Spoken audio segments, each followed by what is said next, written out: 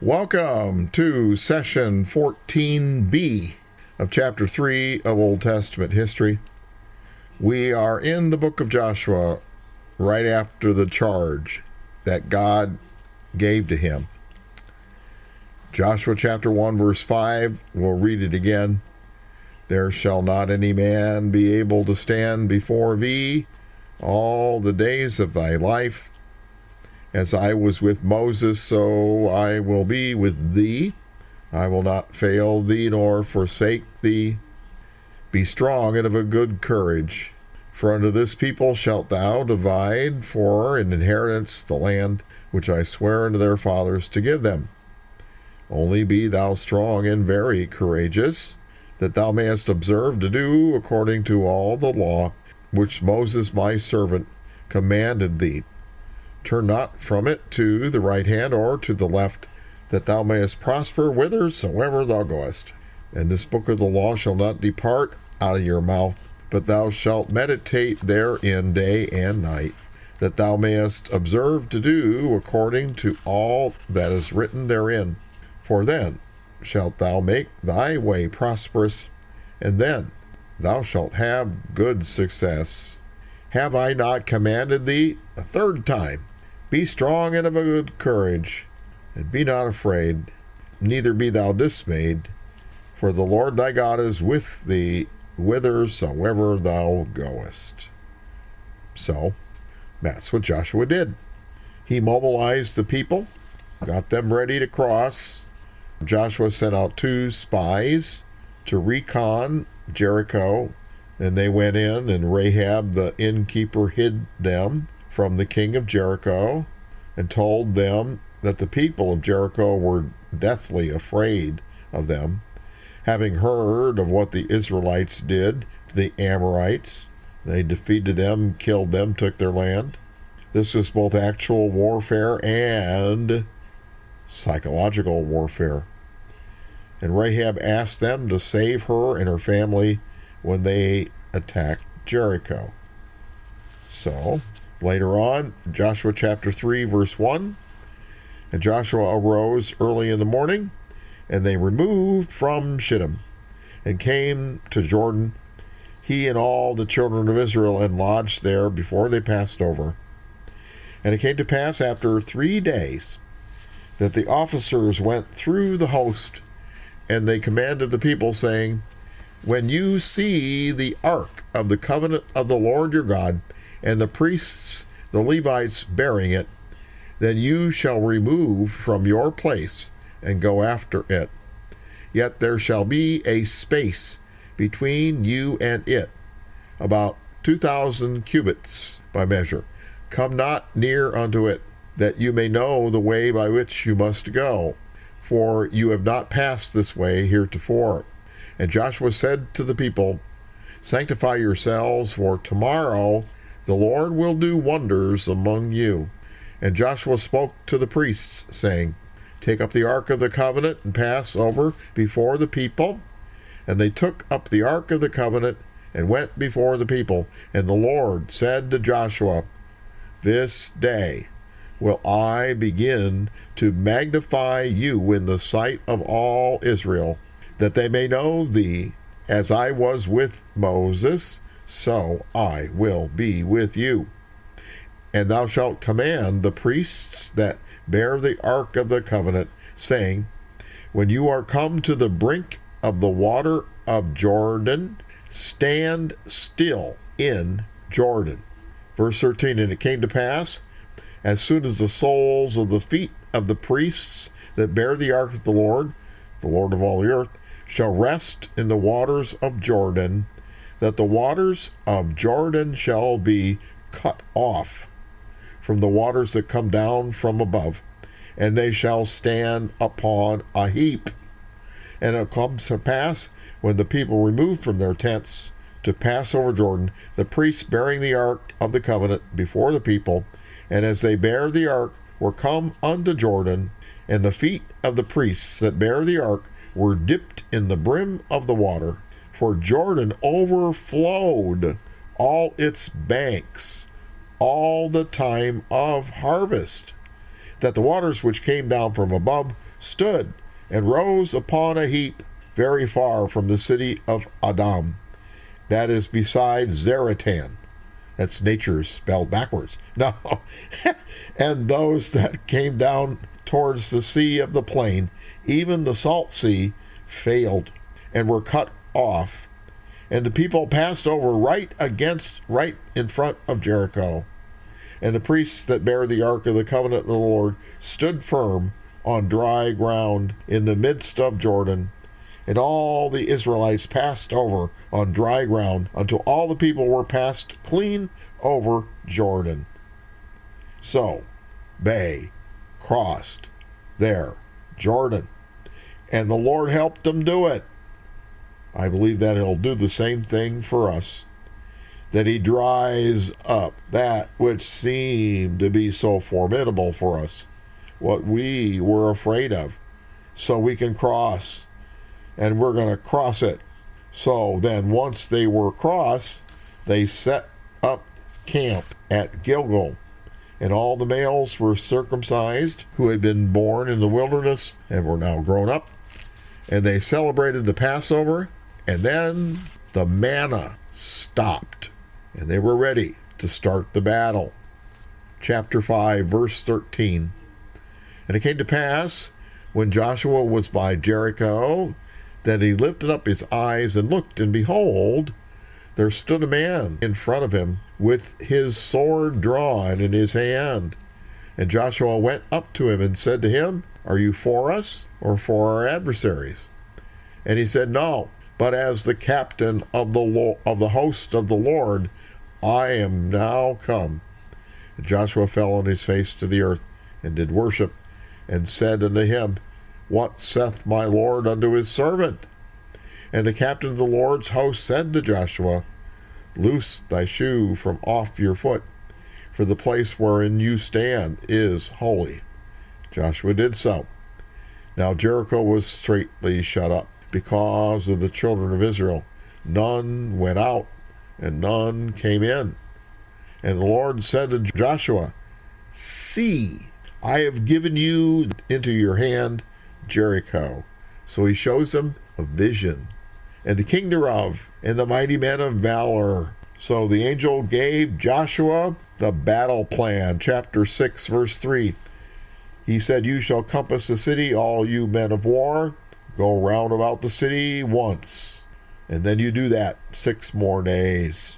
Verse 4. And the 7 priests shall bear before the ark 7 trumpets of ram's horns.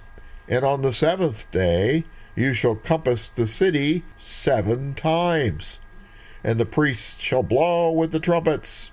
And it shall come to pass that when they make a long blast with the ram's horn, and you hear the sound of the trumpet, that all the people shall shout with a great shout, and the wall of the city shall fall down flat, and the people shall ascend, every man straight before him. So those were the instructions, and so they followed them. Day 1, day 2, chapter 6, verse 16. And it came to pass on the 7th time, that when the priests blew with the trumpets, Joshua said to the people, Shout, for the Lord hath given you this city, and the city shall be accursed, even it and all that are therein, to the Lord. Only Rahab the innkeeper shall live, she and all that are with her in her house, because she hid the messengers that we sent. And you in any wise keep yourselves from the accursed thing. Don't take any booty, lest you make yourselves accursed. When you take of the accursed thing, and make the camp of Israel a curse, and trouble it. But all the silver and gold and vessels of brass and of iron are consecrated unto the Lord. They shall come into the treasury of the Lord. So the people shouted when the priests blew with the trumpets. And it came to pass, when the people heard the sound of the trumpet, and the people shouted with a great shout, the wall fell down flat. So the people went up into the city, every man straight before him, and they took the city. And they utterly destroyed all that was in the city, both man and woman, young and old, ox and sheep and ass, with the edge of the sword. Jericho is on an earthquake fault line that runs down through the Jordan Valley, through the Dead Sea, all the way to the Gulf of Aqaba. There had been a foreshock a few weeks earlier that had caved in the river banks and dried up the Jordan so they could cross. That same thing happened in 1267, again in 1906, again in 1924, and again in 1927. That earthquake caused the riverbanks to collapse in on the river, and the river ran dry. Then there was a huge main earthquake that caused the walls of Jericho to fall. Archaeologists in 1907 through 1909 and again in 1930 found the remains of the double walls around Jericho. Remarkably, the outer walls had fallen outward and the inner walls had fallen inward, and the remnants had evidence of cracks and fissures, definite earthquake damage. And in the same layer was evidence of a great fire, just like the Bible said. So that is how Jericho was destroyed. The miracles were the timing with the priest's feet and the army's shout, but they spared Rahab and her house as the spies promised. Joshua chapter 6, verse 26. And Joshua adjured them at that time, saying, Cursed be the man before the Lord that rises up and rebuilds this city of Jericho. He shall lay the foundation thereof in his firstborn, and in his youngest son shall he set the gates up of it. 600 years later, when someone dared to rebuild, that happened. So the Lord was with Joshua, and his fame was noised throughout all the country, because the psychological warfare that was accentuated by the fall of Jericho proved that God's fighting for these guys. So people started to leave town rather than fight them. But the children of Israel committed a trespass in the accursed thing. For Achan, the son of Carmi, the son of Zabdi, the son of Zerah, of the tribe of Judah, took of the accursed thing. He took booty, and the anger of the Lord was kindled against the children of Israel. And Joshua sent men from Jericho to Ai, which is beside Bethaven, on the east side of Bethel, and spoke unto them, saying, Go up and view the country. And the men went up and viewed Ai. And when they returned to Joshua, they said, Let's not all the people go up, but let about 2,000 or 3,000, let that many men go up and smite Ai, because it's a little dinky place. And make not all the people to labor thither, for they are but few. But because Achan disobeyed and had taken spoil from the city of Jericho, the blessing of God was not upon the troops that attacked Ai. The men of Ai routed them and killed 36 Israelites. Well, that wasn't supposed to happen. Chapter 7, verse 6, And Joshua rent his clothes. Now, 36 casualties out of 3,000. That's like, what, 1%? Those casualties are not bad in modern terms, right? But that wasn't supposed to happen.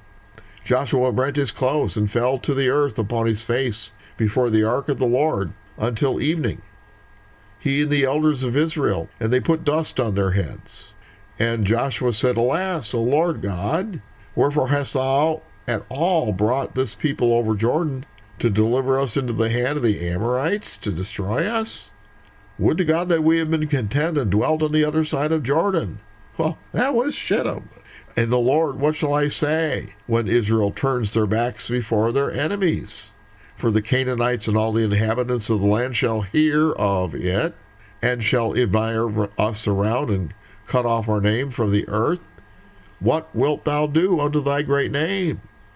So God showed them how to figure out who the offender was. And the offender who had taken the spoil of Jericho was revealed and stoned to death. But there was another big problem, because word had gotten out that Israel could be beat.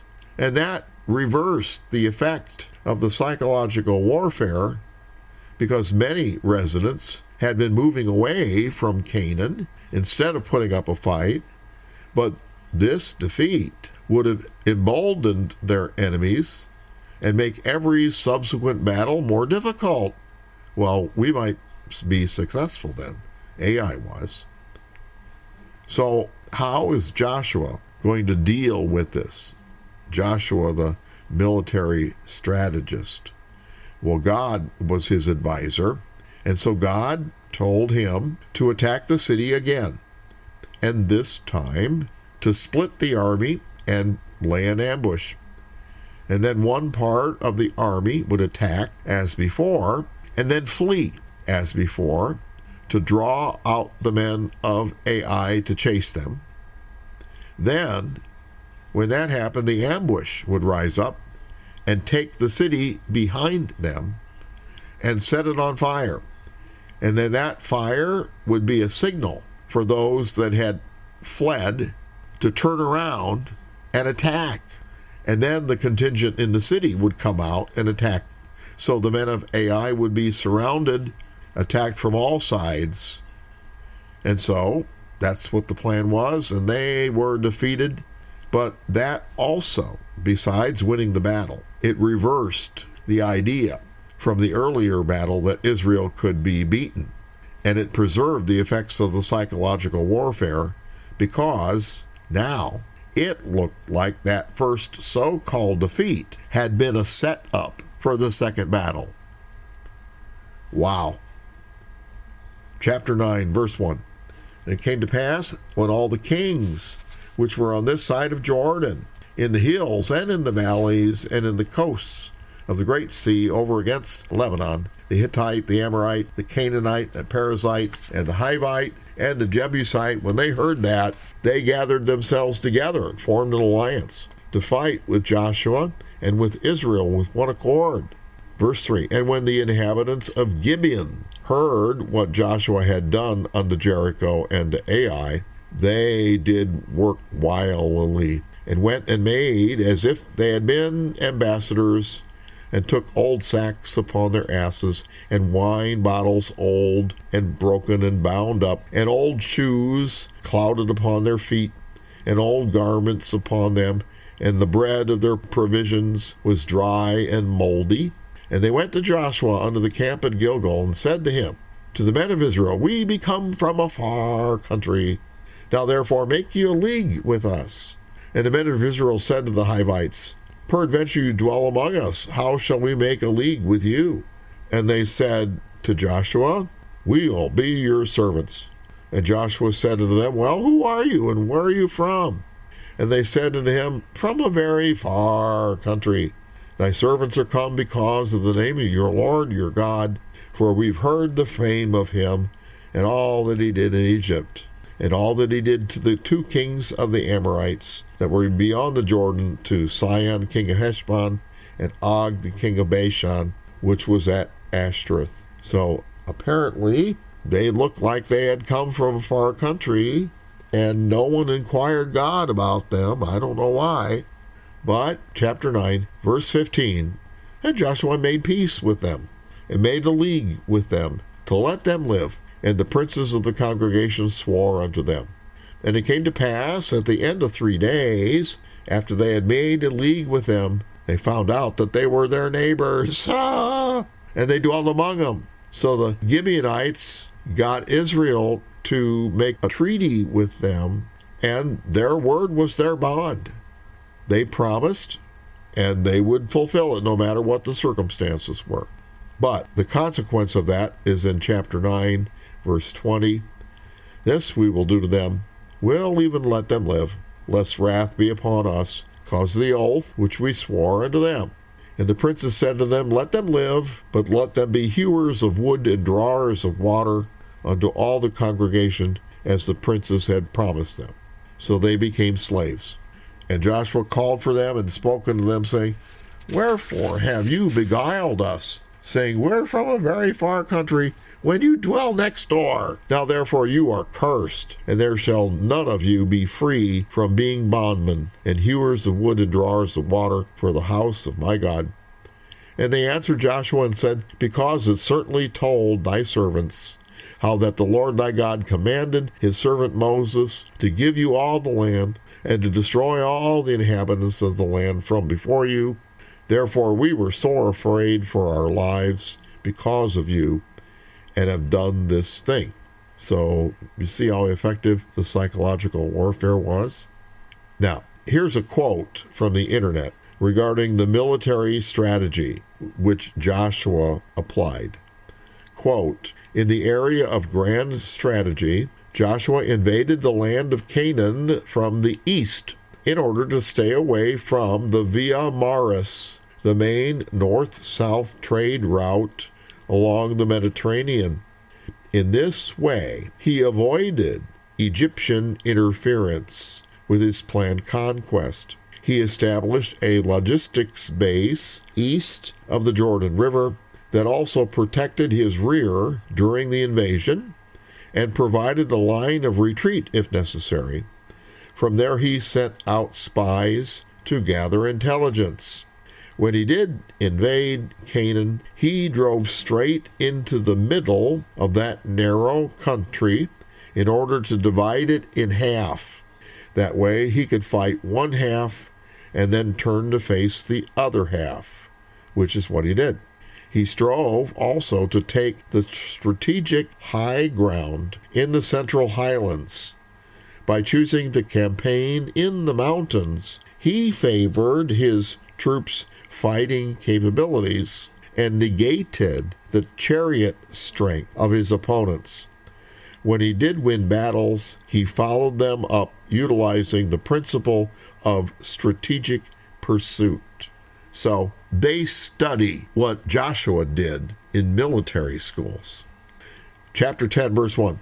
Now it came to pass when Adonizek, king of Jerusalem, heard how Joshua had taken Ai and had utterly destroyed it, as he had done to Jericho and to her king, so he had done to Ai and her king. And now the inhabitants of Gibeon had made peace with Israel and were among them, that they feared greatly, because Gibeon was a great city, as one of the royal cities, because it was greater than Ai, and all the men thereof were mighty. Wherefore Adonizek, king of Jerusalem, sent to Hoham, king of Hebron, and unto Piram, king of Jarmuth, and unto Japhim, king of Lachish, and unto Deber, king of Eglon, saying, Come up unto me, and help me, that we may smite Gibeon. For I have made peace with Joshua, and with the children of Israel. Therefore the 5 kings of the Amorites, the king of Jerusalem, the king of Hebron, the king of Jarmuth, the king of Lachish, the king of Eglon, gathered themselves together, went up they and all their hosts, and encamped before Gibeon, and made war against it. Now, this chapter 10 continues, but Renee Fretz and Ren Minetti and I are still working on this chapter, so I'm going to defer the rest of this chapter till the next session. So suffice it for now that those 5 kings were defeated and their fenced cities were taken. Now, chapter 11, verse 1. And it came to pass, when Jabin, king of Hazor, heard these things, that he sent to Jobab, king of Madon, and the king of Shimron, to the king of Ashpash, and to the kings that were on the north of the mountains, and of the plains south of Chinneroth, and in the valley and in the borders of Dor on the west, and to the Canaanites on the east and on the west, to the Amorite and the Hittite and Perizzite, Jebusite in the mountains, and to the Hivite under Hermon in the land of Mizpeh. They went out, they and their hosts with them, much people even as the sand that is upon the sea in multitude, with horses and chariots, very many. And when all these kings were met together, they came and pitched together at the waters of Merom to fight against Israel. And the Lord said to Joshua, Be not afraid because of them. For tomorrow about this time I will deliver them all slain before Israel. Thou shalt hoe their horses and burn their chariots with fire. So he said, you're not going to take chariots and make them your weapon of choice. So Joshua came and all the people of war with him against them by the waters of Merom. Suddenly it fell upon them, and the Lord delivered them into the land of Israel, who smote them and chased them unto the great Zidon, unto Meshrathaim, and unto the valley of Mizpeh eastward, and smote them until they left them none remaining.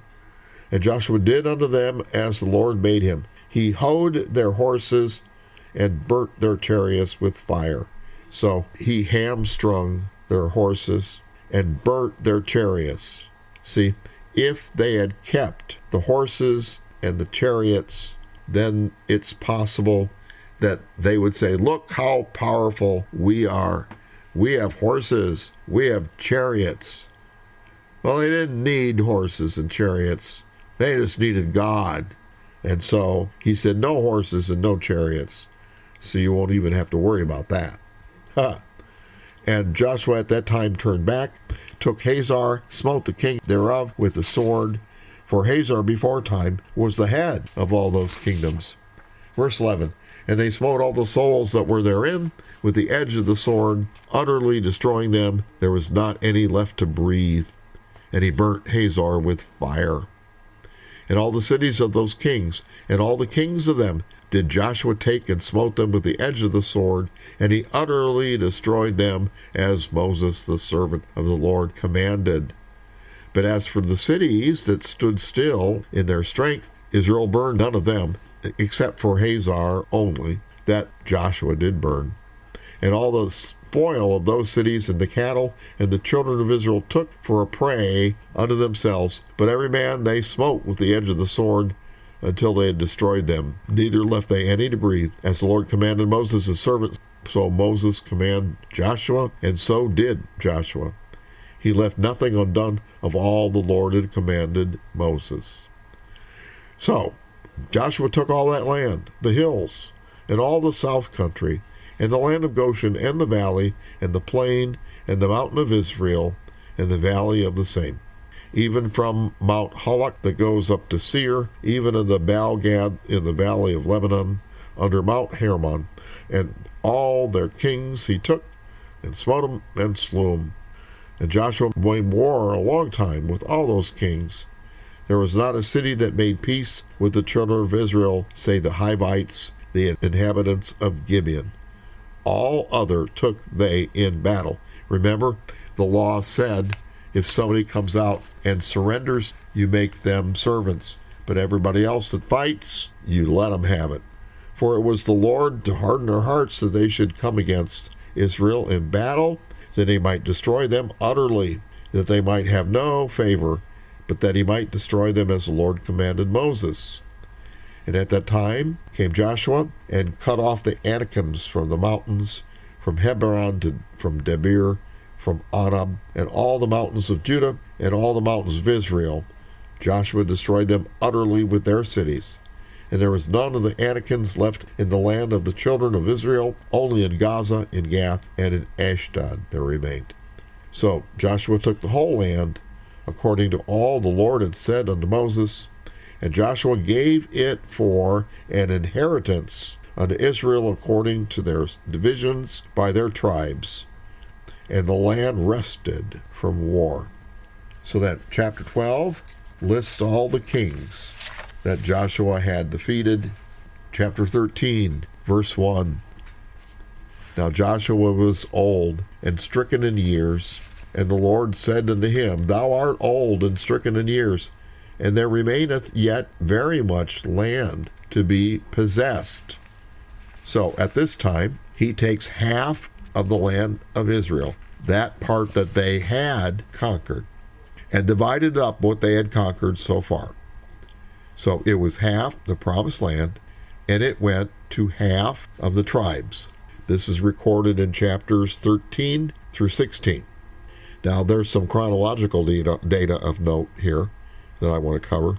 And that's when Judah's inheritance is divided, because Caleb was one of the spies that gave the good report. So chapter 14, verse 6 talks about this. Chapter 14, verse 6. Then the children of Judah came to Joshua in Gilgal, and Caleb the son of Jephunneh the Kenizzite said unto him, Thou knowest the thing that the Lord said to Moses, the man of God, concerning me and thee in Kadesh Barnea. 40 years old was I, when Moses the servant of the Lord sent me from Kadesh Barnea to espy out the land. And I brought him word again, as it was in mine heart. Nevertheless, my brethren that went up with me made the heart of the people melt, but I was wholly following the Lord my God. And Moses swore on that day, saying, Surely the land wherein your feet have trodden shall be your inheritance, Caleb, and your children's forever, because you have wholly followed the Lord my God. And now, verse 10, Behold, the Lord hath kept me alive, as he said, these 45 years, even since the Lord spake this word unto Moses, while the children of Israel wandered in the wilderness, and lo, I am this day 85 years old. So, if you do the math, that means that the wars, when they crossed the Jordan up till this point, was 5 years. All right? That conquest of half the land was 5 years. But they weren't done yet. Chapter 17, verse 11.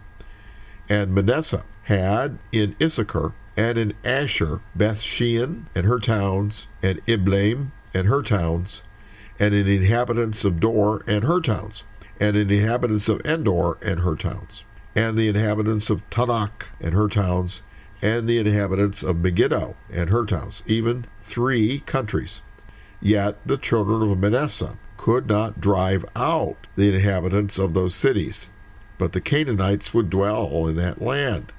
And it came to pass, when the children of Israel were grown strong, that they put the Canaanites to tribute, but did not utterly drive them out. Well, that's not what they were supposed to do.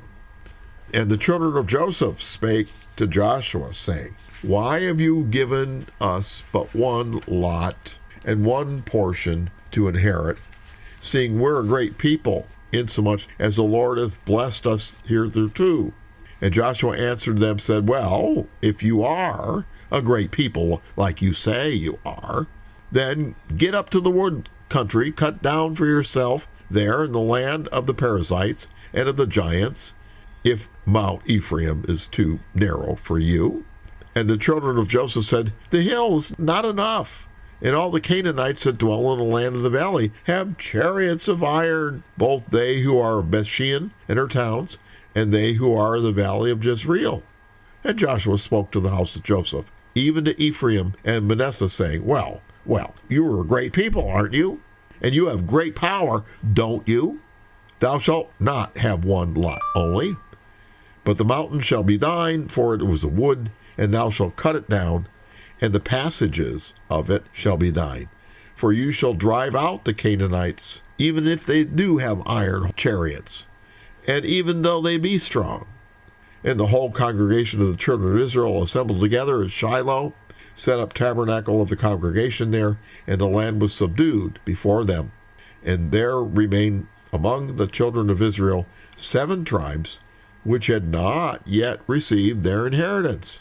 That was the rest of the land that hadn't been conquered yet, but those cities were smaller than what the first half had been. So Joshua said to the children of Israel, How long are you slack to go possess the land which the Lord God of your fathers have given you? So these remaining half of the tribes were supposed to, quote-unquote, mop up the remaining weaker opponents themselves. Chapter 18, verse 4, Give out from among you 3 men from each tribe. I will send them, and they shall rise and go through the land, describe it according to the inheritance of them, and they shall come again to me. And they shall divide it into 7 parts for the 7 remaining tribes that still needed an inheritance.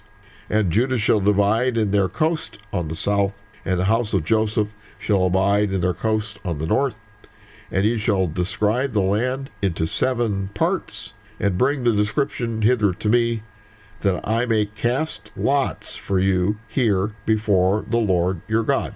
So they divided up this remaining land into 7 territories, and then they cast lots for each of the 7 remaining tribes that had not yet gotten their inheritance. So each tribe found out what territory was supposed to be theirs. But the problem was that territory wasn't conquered yet, but they were occupied by weaker people that each tribe was very capable of defeating. So, chapter 18 through 21, Joshua divided up the rest of the promised land to the remaining tribes, because they had beaten the most formidable opponents, and that which was left was small enough that each of the remaining tribes was strong enough to take their own territory. Now, some of them did that, and some of them did not. Most notably, the one who did not was the tribe of Dan. They decided they didn't want to fight their people at all, and they abandoned the land they had been allotted, and they moved further north for easier pickings, and they took Bashan for themselves because those people up there were weaker than the people that were left in Dan's territory that they were supposed to inherit. They made their own land of Shittim. But one thing we need to also put together is that the law kept these inheritances intact, those territories that went to each tribe. Now, normally, over time, as parcels of land were sold, that some parcels would be sold to outsiders, and slowly, over time, the territories allotted to each tribe would slowly become homogeneous over time. And so other people from other areas would own land in those territories instead of just that tribe. But instead, they set it up in the law that the land was not sold forever. If someone grew poor and needed to sell their land to pay off a debt, it was only, quote-unquote, sold till the next Jubilee year. Leviticus 25 explains that at the Jubilee year, then that land would return to the family, or if that family wasn't around anymore, to the relatives of that family, so that that land would stay in that tribe.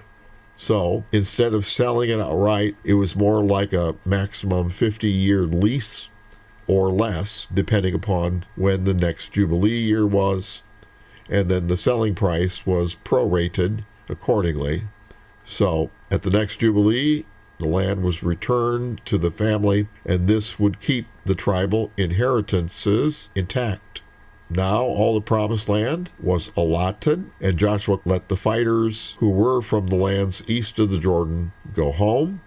Chapter 22, verse 1. Then Joshua called the Reubenites, the Gadites, and half the tribe of Manasseh. Remember, they already had land on the other side of the Jordan, and the deal was that, all right, if you take that land, and you wouldn't normally have to fight for it because we all fought for it, but it's part of your inheritance. Instead, they agreed to be in the vanguard of the army those 5 years and help them fight. So now it's time for them to go home. Chapter 22, verse 2. And he said to them, You've kept all that Moses, the servant of the Lord, commanded you. You've obeyed my voice in all I commanded you.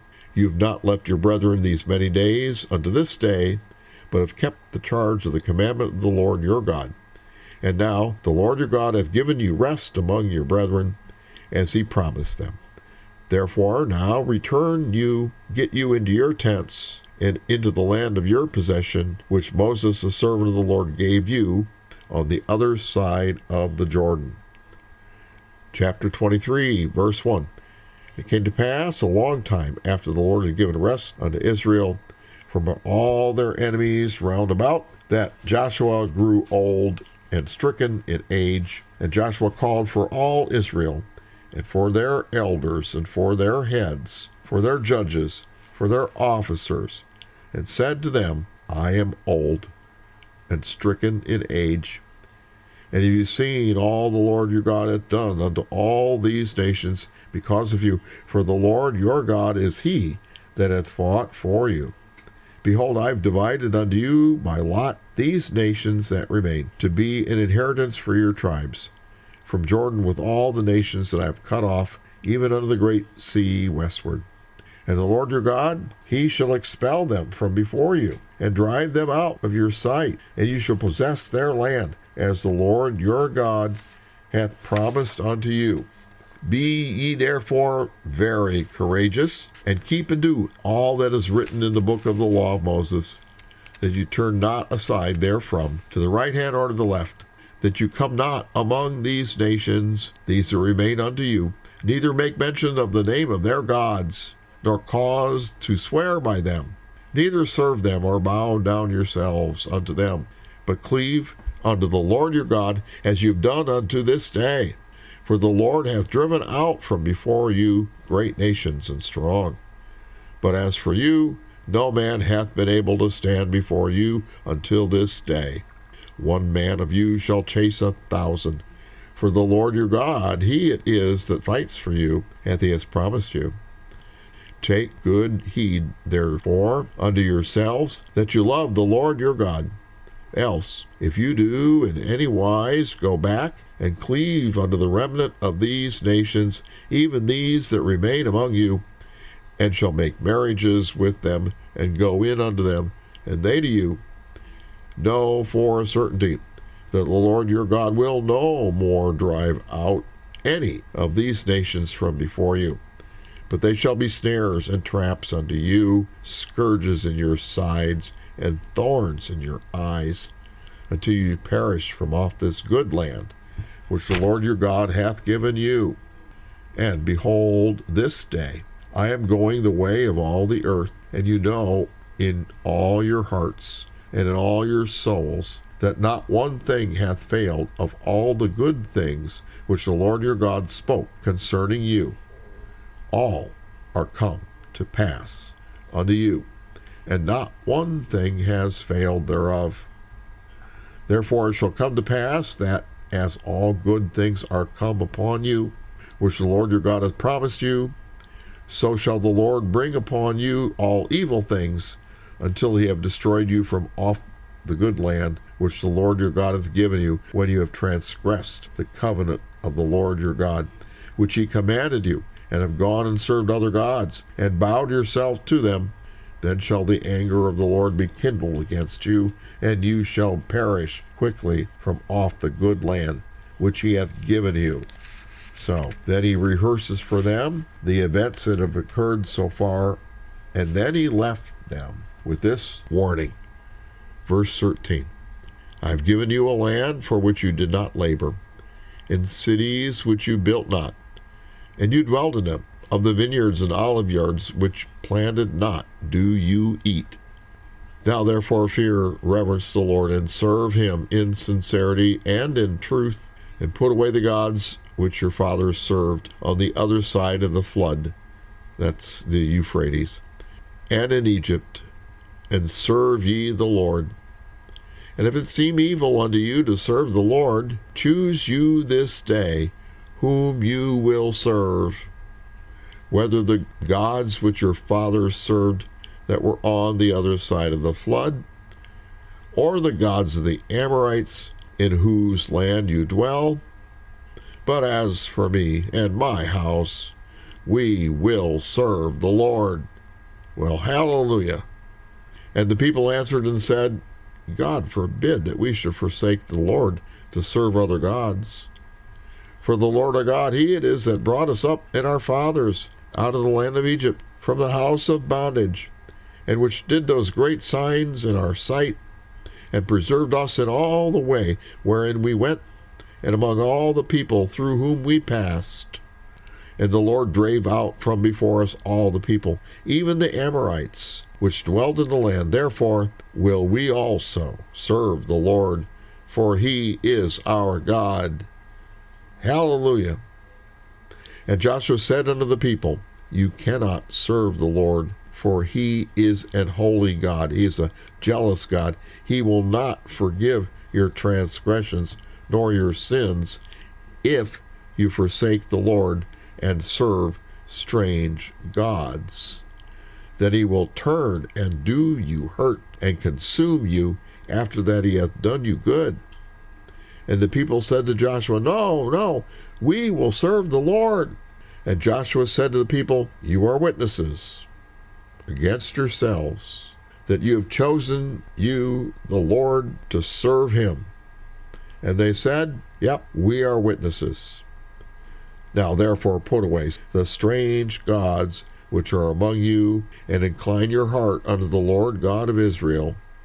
And the people said to Joshua, The Lord our God will we serve, and his voice will we obey. So Joshua made a covenant with the people that day, and set them a statute and an ordinance in Shechem. And Joshua wrote these words in a book of the law of God, and took a great stone, and set it there under an oak that was by the sanctuary of the Lord.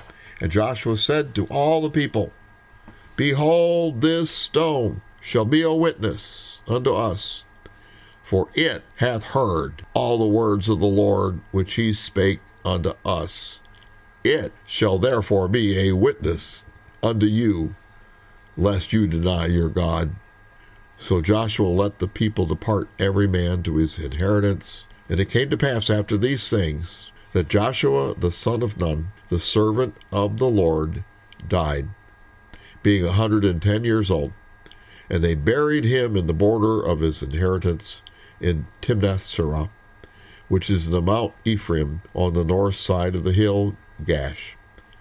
And Israel served the Lord all the days of Joshua, and all the days of the elders that overlived Joshua, and which had known all the works of the Lord that he had done for Israel. So Israel had received their promised land. Each tribe had its inheritance, and it was now up to them to fill in the yet unconquered parts. Some tribes did that, some did not. And so now we'll move on to the Judges period, but that will be next year. So see you next year, January 3rd in 23. Bless you.